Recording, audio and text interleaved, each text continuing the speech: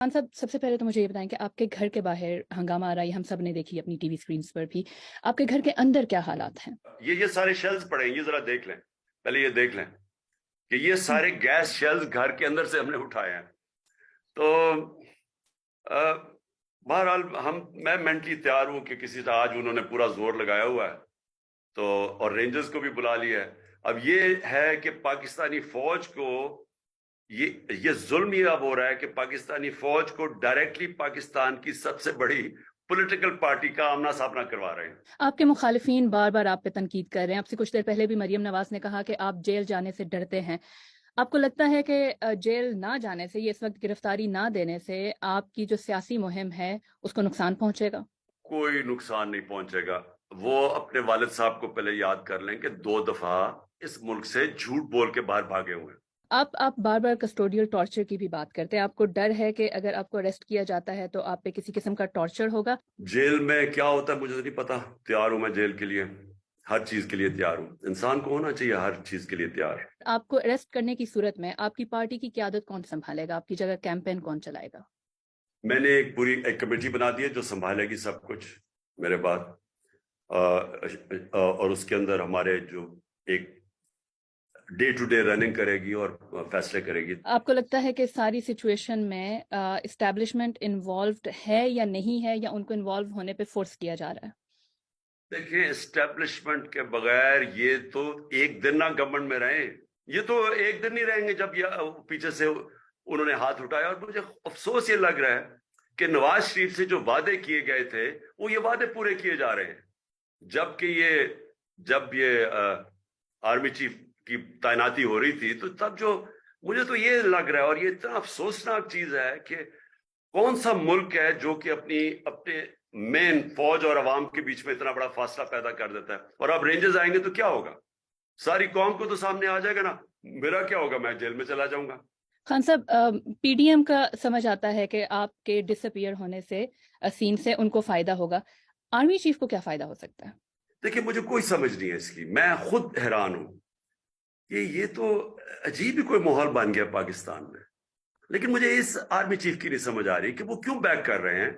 क्या उनको समझ नहीं आ रही कि हमारे इदारे को नुकसान पहुंच रहा है? क्या ये समझ नहीं आ रही कि यानी मुझे, आप अगर मेरे से पूछे क्यों है, शायद कोई वादा किया हो जिस तरह नवाज शरीफ से। प्रीवियस आर्मी चीफ के साथ आपकी मीटिंग्स अरेंज की थी कि सूरत हाल बेहतर हो सके।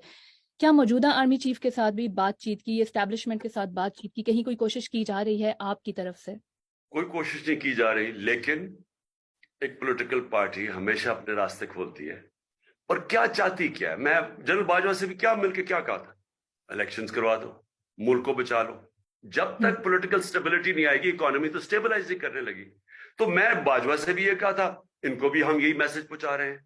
लेकिन मुझे समझ नहीं आ रही कि क्या इनको नहीं नजर आ रहा जो सबके लिए एक ऑब्वियस ही चीज है। 2018 के जब इलेक्शन हुए थे तो उसमें नवाज शरीफ जेल में थे।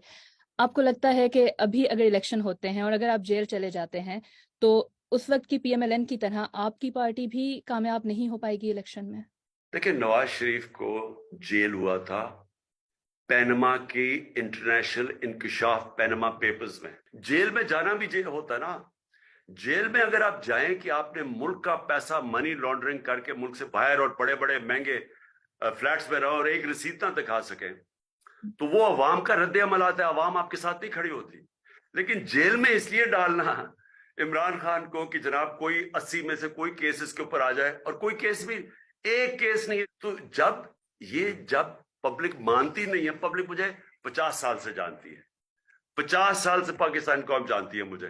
तो क्या लोग मान लेंगे इन चीजों को कि इमरान ने कत्ल कर दिया वो जिले शाह को? या वो मान लेंगे कि इमरान खान ने कोई गद्दारी कर दी पाकिस्तान से, या ब्लास्फेमी कर दी, या दहशतगर्दी कर दी? क्या लोग मान जाएंगे? तो इससे तो नुकसान इनको है, मुझे नुकसान नहीं कर रहे जेल में डाल के। आप बार बार एस्टैब्लिशमेंट की इन्वॉल्वमेंट की बात करते हैं। आप अगर पावर में आ जाते हैं तो आप कैसे यकीनी बनाएंगे कि एस्टैब्लिशमेंट सियासत में इंटरफेरेंस ना करे? देखिए, वो जो पाकिस्तान अब जिस दलदल में फंस गया ना, और फंसा दिया गया, इसमें से अगर हमने इसको निकालना है ना, तो एक चीज जो सबसे इंपॉर्टेंट है, जो एक गरीब और अमीर मुल्क में जो फर्क है, वो है रूल ऑफ लॉ, इंसाफ, कानून की हुक्मरानी। جب تک پاکستان کے اندر ایک طبقہ، چاہے وہ اسٹیبلشمنٹ ہو، چاہے یہ NRO والے سارے چور ہو، جب تک یا یہ قبضہ گروپ ہو، جب تک یہ قانون کے اوپر رہیں گے اور طبقاتی قانون رہے گا کہ عام لوگوں کے لیے ایک قانون اور ان کے لیے دوسرا، یہ ملک آگے نہیں اب بڑھ سکتا. تو وہ جب تک ہم رول آف لا نہیں لے کے آئیں گے، پاکستان اب اس دلدل سے نہیں نکل سکتا.